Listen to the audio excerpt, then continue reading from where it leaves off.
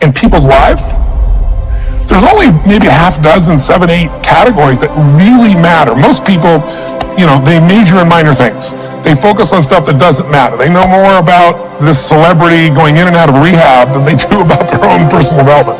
But I if you look at your body, without that, everything else is out the door. You don't want to be richest man in the graveyard. That's not going to do it. If there's energy, if there's vitality, if there's strength, it's going to show up in your relationship. It's going to show up in your business, show up in your life.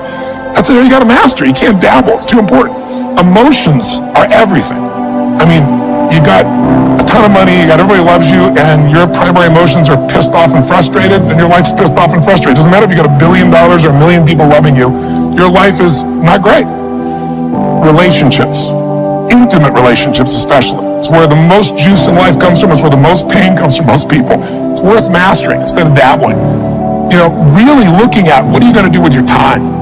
And mastering your time. Instead of having a checklist, you cross it all off, you can mistake movement for achievement. I want to squeeze out of that time what matters, that creates value for me and for everyone I care about and love. What about your career or your business and the mastery of that instead of dabbling? Most businesses are dabblers. That's why they don't make it. 96%, any 10-year period of time, 4% make it. That doesn't even mean they're profitable. And it does not mean they're enjoying themselves, right? Or they're getting anybody else to feel good. Really mastering money, so that it's not a question in your life. You can do and be and give and share as much as you want. You're not stressed about it. You live in a place of abundance. And then spiritually, really, I think, I don't tell people what to believe spiritually, but I believe that ultimately, whatever you believe, you got to live it, and it should lead to growing and giving. If you're growing, you feel alive. If you're giving, you feel 10 times more alive. And I think if someone can celebrate and give, then that's spiritual state. So to me, those are the areas I look at mastering. Business, for sure, but it's the areas of life that matter most, and most of where we spend our time doesn't make people feel fulfilled. That's why the average person is not fit and healthy. The average person is not in a relationship where they have tremendous passion. I'm not a dummy. I'm not a positive thinker. I know the truth. The average person is not successful in business. The average person is not earning what they want to earn. But you know what? Very few people have those things, but a few do. A few are happy, fulfilled, spiritually alive, financially strong, their business is growing, they have passionate love affairs, and I'm obsessed with finding the few who do and find out what they do different and teaching to everybody. Everyone's going to measure themselves differently because everyone values things differently. Some people value success or significance. Some people value love more. Some value just basic levels of certainty. So when I look at the specific metrics, I really look at metrics of what are the things that need to be measured to know if your life is going to work or not. So I look at it as our whole lives are guided moment to moment by the state we're in. Learning how to change your state, not bullshit, not fake, but to go from pissed off, frustrated, freaked out to back in your center, or creative, or determined, or something that's going to move you forward. It's going to create a better quality of life for you and others. That's a critical skill set. So moment to moment, our life's controlled by our states. Yep. If you're in an angry state, you're going to respond differently than if you're feeling playful. But what controls those states long term is your model of the world, your worldview. And I look at that as having, as a metric, 3 things that I look at. I look to see first, what are the targets you're after? The target is, everyone has different goals and dreams and desires. But as I traveled around the world to 100 countries, I started going, holy shit, I'm seeing the same problems. What's underneath it? I began to see that there are these same 6 human needs that we all have, the same needs. We all have a need for certainty, that we can avoid pain and we can have some pleasure, some comfort. We all need uncertainty. We need variety, or we feel dead inside. If you're totally certain, you're bored. If you have total variety, you're like freak out. And it's not a balance. It's learning which of these you need more as a person. Everyone's developed a different set of values in that area. The need for significance, to feel unique, special, important. The need to feel loved, the need to grow, and the need to contribute. Some people value certainty at the top of their list. That's their center of their target. I don't want to do anything unless I know it's going to work. I don't want to do anything unless it's the same. If you change anything, they freak out. If certainty is the number 1 thing on your list, everyone has the same needs, but if it's number 1, I know how your life's going to be. I can predict the direction of your life and therefore the destination to some extent. If you're driven by love first, you want certainty too, but love is higher, you're going to behave very differently than if you're driven by significance. I have to be the one. So I look to see which of those needs are the top 2 on your list because they control your life. Yep. The 2 that most people have, 90% of the planet, if you said, of all these needs, which one do you really focus on most day to day? Everybody wants love, but what do you focus on? Most people focus on being significant. We live in a Facebook world where people fake their life, put new filters, make it look different than it really is, tell stories that, are totally full of it to make themselves look good. Because we live in this kind of false world where significance is more important than love. And it separates us. And the other one that we see most often is certainty. People want to be certain before they can do something. You couldn't have started a business like you had if you were absolutely certain before you started. You can never build a business with that. You can never build a great relationship, because if it's based on certainty, then everybody's got to stay the same and never change, which means you're never going to grow, which means you're going to be miserable. Right. So my metrics are, I want to find out what's driving you. And I want to see, is it healthy or unhealthy? You can have two people be driven by significance, though, and do it with a different set of rules. That's the second piece I measure. The beliefs or rules of how to fulfill that target. But I want to be more clear about something. An extraordinary life is life on your terms, and there's two parts. Part one to have an extraordinary life is mastering the skill of the science of achievement. How do I take what I envision and make it real? And how do I do that quicker, faster, better, easier?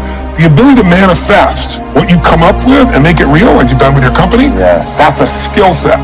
I spend an unbelievable amount of time helping people do it faster, quicker, better, showing them the shortcuts, teaching them the strategies, modeling what works so you can save yourself a decade. But I would submit to you that having done this for 38 years with, 50 million people at this stage, I can tell you that the science of achievement, there are a lot of people that are damn good at that, and they still don't have an extraordinary life.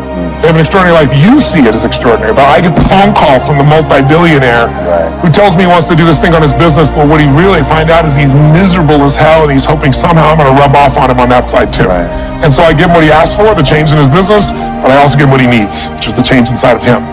So the second skill is the art of fulfillment. If you want an extraordinary life, you can't just achieve, you got to be fulfilled. As simplistic as that sounds, but it's an art. It's not a science. Sure. It's a science to making money. Come on. Any age, any color, any background, any gender, if you do these things, you'll have an abundance of money. You do these things, you're going to have too much month at the end of the money. You're going to have financial stress, right? Body. Everyone's biochemically different, but you and I both know there's fundamental rules, laws. There's a science to the body. You violate that science, you're going to have disease. You're going to have low energy. You align with that, you're going to have an abundance of energy. It's going to affect everything in your life. It's a science. Fulfillment's not like that. Fulfillment is as different as our human beings. You want to know what God or the universe likes? Look at the jungle, look at the forest. Right. It's diverse, right? So most people think, well, I want to get that because they've been modeling somebody else, and that might work on how to achieve something. It'll never work for what to fulfill you. How many people you know, like you, got what you thought you wanted, and you weren't fulfilled? Right. And that, I always tell people, success without fulfillment is the ultimate failure. The ultimate failure. Because if you go at something and you fail and you're an achiever, you don't fail. You go, I learned something, I'll just try something else. Right. I'm going to still get there. But when you succeed and you're not happy. So a perfect example of this, I mentioned in the seminar you were there because it hit me about a year and a month ago, we lost what I consider a national treasure, Robin Williams. And I asked people, how many of you love Robin Williams? Everybody raised hand all around the world, right? He made people laugh. People were touched by him.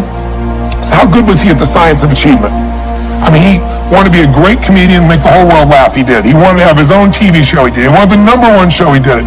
He wanted to make movies. He did. He wanted to have an Academy Award for not being funny, dramatic, and he did it. Right? He did it. Yeah. He said he wanted a beautiful family. He achieved everything, and he hung himself. That's crazy. And I know recently someone's saying, well, he had dementia.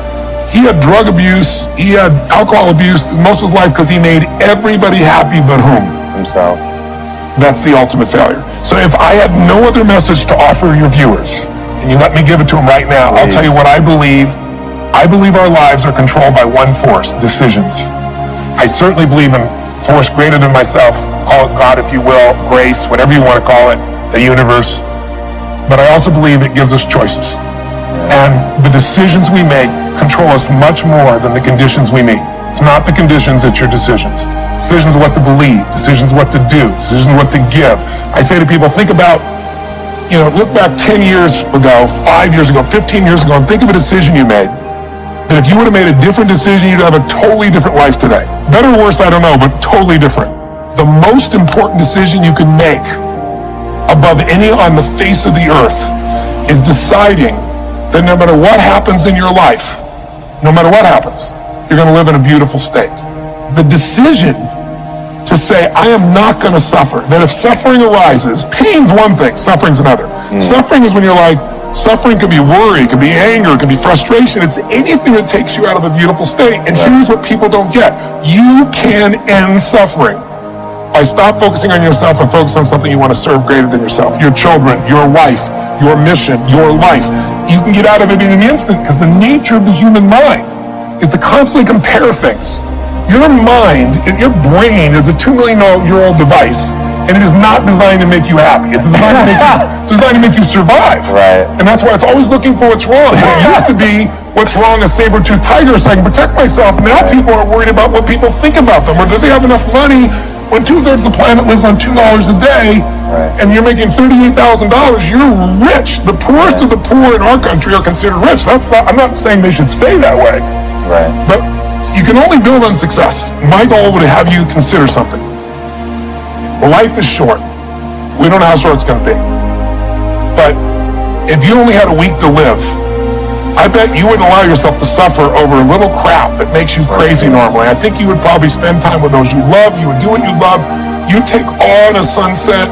You'd smell the air. You would take in everything in those final moments that you possibly do. So my thing is, why wait? Right. Why wait? Why not just decide that if I start to suffer, I know the solution, because suffering is me obsessing about me. You might say, it's not me, I'm worried about my kids because they're not doing well. No, you're worried that you haven't done enough for your kids. It's about you still, right? Yes. You know, you're worried about what was done or what you should have done or what shouldn't have done. And you can end that in an instant by becoming aware of it and saying, I have made the most important decision of all. Right. I'm going to live in a beautiful state. Because here's what's going to happen. Anybody watching, you may lose a family member, you probably will. Somebody may get cancer. Your business the government might change the rules. They might change things radically that you can't even do anything about it. You might go bankrupt. You might get divorced. I'm not saying anybody will, but no one knows what's going to really happen in your life. Life's full of uncertainty, but here's what you can know. You can decide no matter what happens, you can have a great time. If somebody like Viktor Frankl can be locked up in Auschwitz and come out of that and experience finding joy in the middle of Auschwitz, then human beings have a capacity they've undersold themselves on. We think that the outside world determines how we feel. If people have to behave a certain way, if your husband or your wife or your kids or your coworkers or whoever, your boss, has to behave a certain way for you to be happy, and if they don't, you're unhappy, then you're always going to be unhappy, because the more people around you, the more they're going to change that, because they're all human, right? My invitation is, as great as it is to achieve, more important to enjoy. Right. And if you can enjoy every moment in that state, when you're feeling loving and playful and passionate and curious and awe, you treat other people 100 times better than when you're feeling frustrated, pissed off, overwhelmed, worried, stressed, or feeling sorry for yourself. Right. You're going to be a better parent, you're going to be a better lover, you're going to be a better business person, you're going to have a better life. So my soliloquy is, decide. Decide today. And actually say, what if I cut it off? What if I said, I'm not willing to settle and I'm just going to live in a beautiful state? Doesn't mean you won't feel bad. It doesn't mean you won't stay there. You instantly change. But what the hell is success? It's hitting an expectation. And I always tell people, man, trade your expectations for appreciation, and it's a whole new world instantly.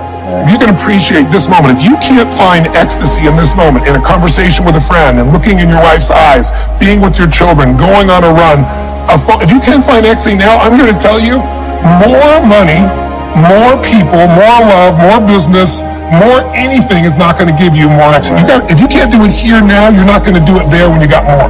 So why not do it now and have a rich life right now? I tell people, money, that's one thing. Like having financial abundance, there's skills. That's a science. But wealth, it's a decision. It's like you can be wealthy right now. I live in Fiji a good portion of the time. There are these villagers there. They're the richest people I know. They're happy, they laugh, they love, they don't give a damn about the economics. Other people say they're poor. When I first went there, I was trying to do things for them. They're like, what are you talking about? I'm so happy. Wealthy people come over from the United States and they go travel around and try to figure out what to do, and they're going to spend 9 years to do this and this and this so they can finally sit down and be happy. And the Gene guy goes, why don't you sit on the beach right now, dude, and experience it? Why spend the 9 years? Why not have it now? That's my invitation.